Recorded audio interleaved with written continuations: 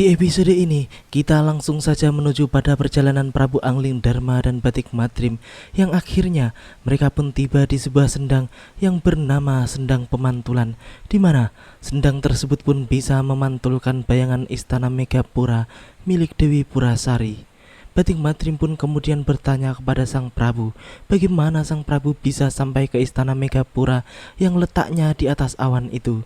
Angling Dharma pun sebenarnya tidak bisa mengetahui bagaimana caranya, namun dirinya yakin bahwa pasti ada jalan keluar dari setiap masalah. Tiba-tiba Angling Dharma pun melihat pantulan di air sendang bahwa naga kini telah sampai dan mengacau di Megapura.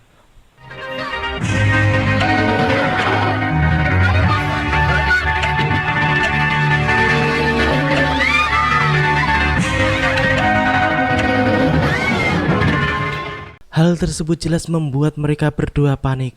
Angling Dharma pun kemudian mencoba untuk menghubungi Dewi Purasari yang telah berubah menjadi Dewi Puspasari. Mungkin sutradaranya lupa sehingga nama Dewi Purasari bisa berubah. Namun tiba-tiba saja datanglah naga bergola atau Resi Naga Pratala yang kemudian menawarkan diri kepada Sang Prabu untuk mengantarkannya ke Megapura. Naga Pratala pun menjelaskan bahwa ia tengah diutus oleh Dewa untuk membantu Sang Prabu pergi ke Megapura karena menurut Dewa hanya Prabu Angling Dharma lah yang bisa menyadarkan Dewi Naga Kini istrinya yang selalu dirasuki hawa dendam dan amarah yang berlebihan tersebut.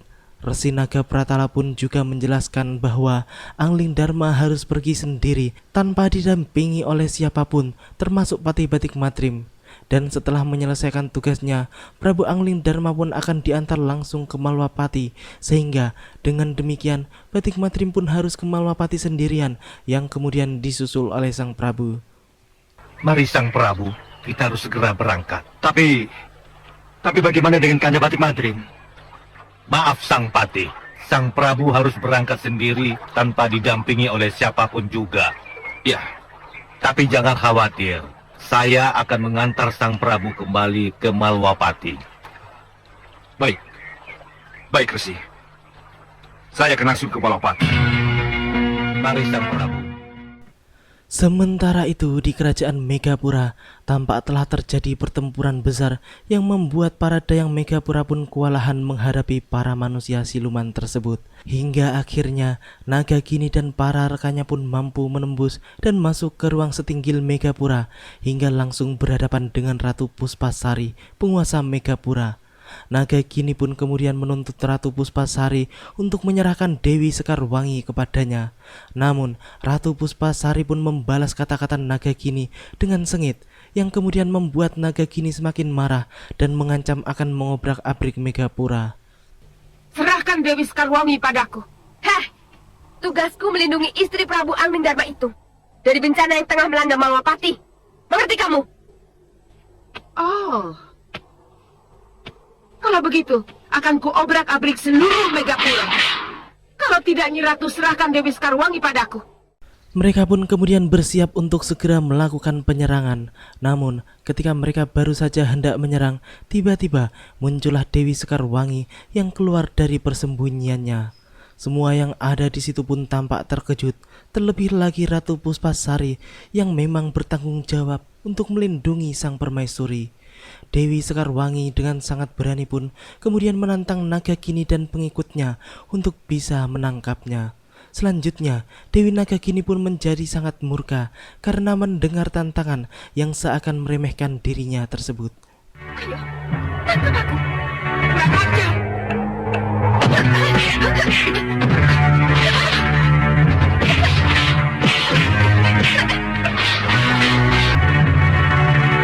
Ratu Puspasari yang menyaksikan semua itu pun menjadi merasa aneh.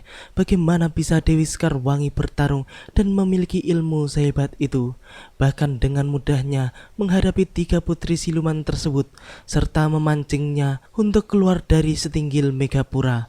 Akan tetapi, mendadak saja Dewi Sekarwangi yang asli pun muncul dan menjelaskan tentang hal ganjil yang dirasakan oleh Ratu Megapura tersebut, bahwa sebenarnya yang menyamar sebagai dirinya adalah Prabu Angling Dharma sendiri.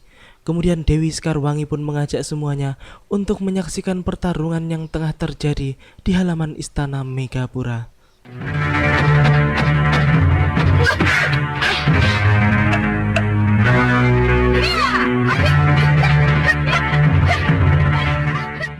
Dewi Sekarwangi palsu pun tampaknya bukanlah tandingan manusia-manusia siluman tersebut. Ia pun dengan mudah mematahkan serangan mereka, bahkan Segawan Lanang sendiri sampai jatuh bangun dibuatnya. Dewi Nagagini yang melihat semua itu pun merasakan bahwa Dewi Sekarwangi tersebut adalah jelmaan dari Empu Masyura yang memang selalu menggagalkan niat buruknya. Setelah dikalahkan dengan mudah, Segawan Lanang pun mengatakan bahwa ia sama sekali tak menyangka bahwa istri Prabu Anglingdarma bisa sehebat itu. Nagagini pun kemudian menimpali dengan mengatakan bahwa ia bukanlah Dewi Sekarwangi yang asli, melainkan jelmaan Empu Masyura. Namun, Dewi Sekarwangi pun masih tetap bersikukuh untuk tidak mengakuinya. Nagagini pun kemudian berubah menjadi naga dan menyerang kembali Dewi Sekarwangi dengan semburan lidah apinya, sehingga membuat Dewi Sekarwangi pun kini berubah menjadi Prabu Anglingdarma.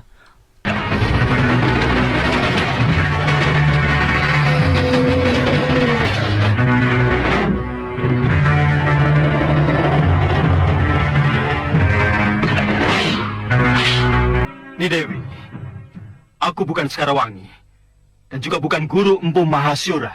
Kurang ajar kamu, Anglingdarma. Masih harus kita teruskan perkelahian ini.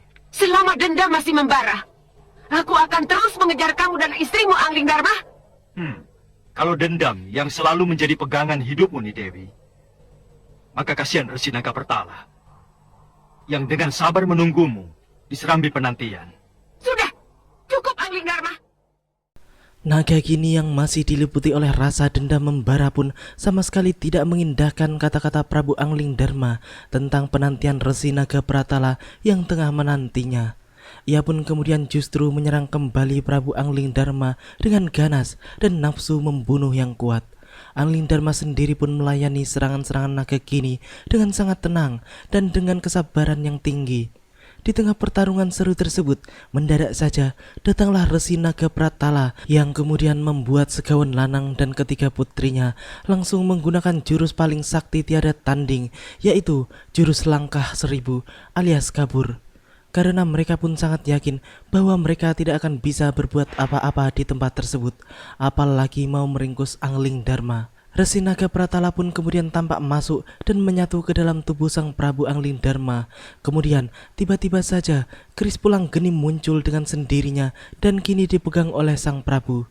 Sang Prabu pun sebenarnya tidak menginginkan hal tersebut, namun ada sebuah kekuatan yang memaksanya mencabut keris Pulang Geni dan membunuh Dewi Nagagini sekaligus mengakhiri petualangannya. Jangan!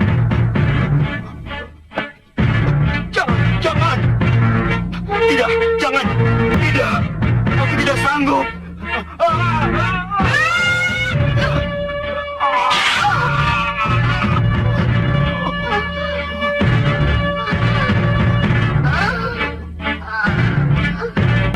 Kenapa harus pakai keris Pulang Geni?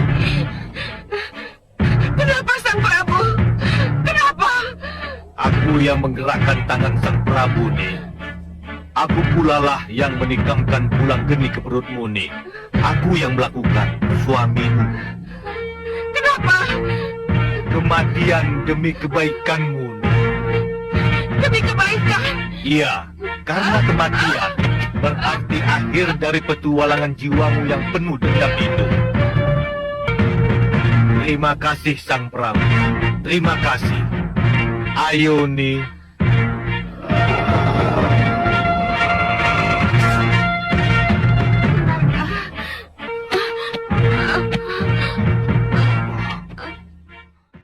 Setelah mengakhiri segalanya tentang Nagagini, Prabu Anglingdarma pun dijamu di Pasemuan Agung Megapura sebagai tamu kehormatan Ratu Puspasari. Sang Prabu pun kemudian memutuskan untuk menitipkan sementara Dewi Sekarwangi pada Megapura karena Malwapati masih belum aman dan Megapura adalah tempat yang paling aman untuk sang permaisuri. Ratu Puspasari pun sangat setuju dengan keputusan sang Prabu. karena bagaimanapun Malwapati masih bergejolak dan masih dikuasai oleh orang-orang golongan hitam. Sedangkan Prabu Angling Dharma sendiri yang bertugas untuk merebut kembali Malwapati dari tangan hitam.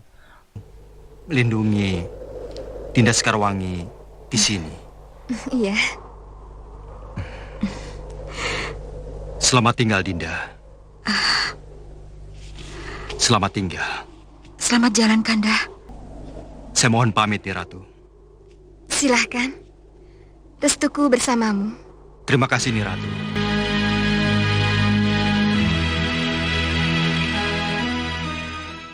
Sementara itu, Uyut Sawega, Pria Mitra dan Lokahita serta Padmasari pun masih dalam perjalanan ke Malwapati. Namun tiba-tiba saja datanglah siluman Bukit Goa yang menuntut balas atas kekalahannya pada Uyut Sawega tempo hari. Ia pun membawa para siluman pengikutnya untuk sekalian merebut jagat satria dari tangan Lokahita. Akhirnya pertempuran pun terjadi lagi. Lokahita pun tampak bersusah payah menghadapi para siluman tersebut.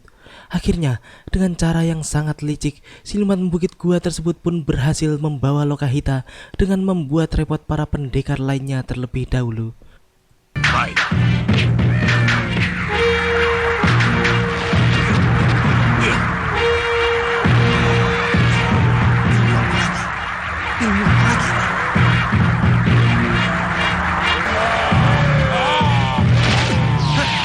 Kurang ajar! Kenapa pada mengejarku? Cepat, lompat dari tempat itu. Cepat, Rita. Tidak! Tidak! Jangan bawa bayiku!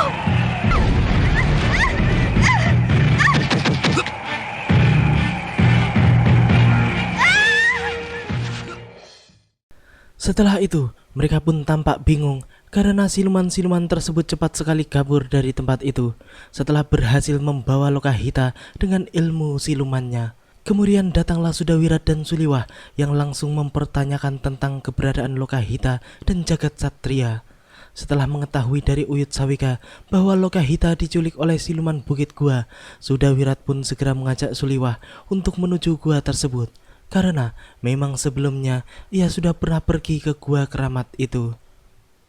Lokahita dan bayinya direbut siluman Bukit Goa. Siluman Bukit Gua? Iya. Saya tahu di mana siluman Bukit Goa itu tinggal. Bagaimana dengan Malwapati? Begini, kita bagi waktu. Cari dulu jagat satria. Sesudah itu Malwapati. Wirat, ayo. Ya. Bagaimana, Uyut? Begini, kita tidak bisa membiarkan mereka pergi berdua. Ayo. Pada saat itu, Sudawira dan Suliwah pun telah sampai di gua yang dimaksud. Mereka pun tampak tengah mengintai tentang apa yang dilakukan oleh para siluman Bukit Gua itu. Di sana pun tampak jagat satria yang tengah diletakkan di atas sebuah altar dan siap untuk dijadikan tumbal untuk ilmu hitam mereka. Sedangkan Lokahita yang sedang dibelenggu oleh jaring sihir pun tampak meronta-ronta ingin segera terlepas dan menyelamatkan anaknya.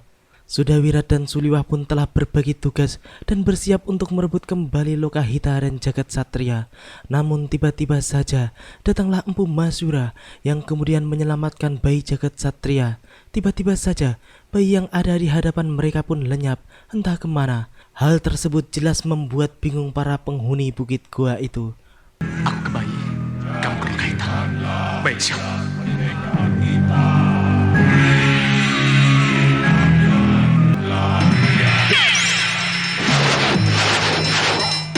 Kemana bayi itu? Hei, siapapun kamu. Kemudian Suliwah pun segera muncul dan menyelamatkan Lokahita dari belenggu jaring sihir tersebut. Setelah itu, Lokahita pun tampak marah dan segera menghajar para siluman itu. Begitu juga dengan Suliwah, para siluman itu dibuatnya porak-poranda dan kemudian ditambah lagi dengan kehadiran Sudawirat yang jelas membuat mereka tercerai-berai. Sudawirat pun kemudian memerintahkan Lokahita dan Suliwah untuk segera menemui Uyut Sawega, sedangkan dirinya sendiri akan menghancurkan para siluman tersebut dengan pukulan ajian rengka gunungnya. Biar saya yang menyelesaikan mereka. Apa yang akan kamu lakukan? Akan kuhancurkan dengan ajian mereka.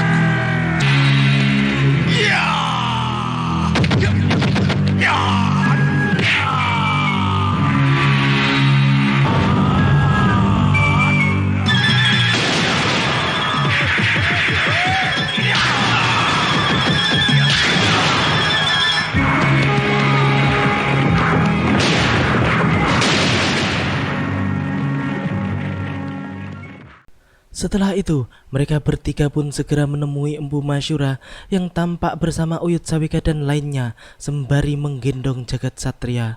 Sudawirat dan Lokahita pun terlihat sangat senang dan berterima kasih pada Resi Masyura atas pertolongan yang telah diberikannya. Empu Masyura pun kemudian menuturkan bahwa untuk sementara biarlah bayi tersebut berada di dalam perlindungannya, karena akan ada banyak sekali pihak yang ingin merebut bayi itu dari tangan mereka.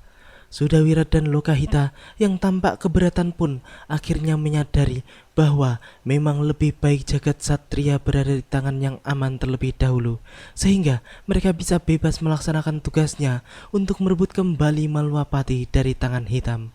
Kalian akan selalu dicegat oleh mereka-mereka yang menginginkan jagat satria. Kalian ingin kejadian seperti ini selalu terulang?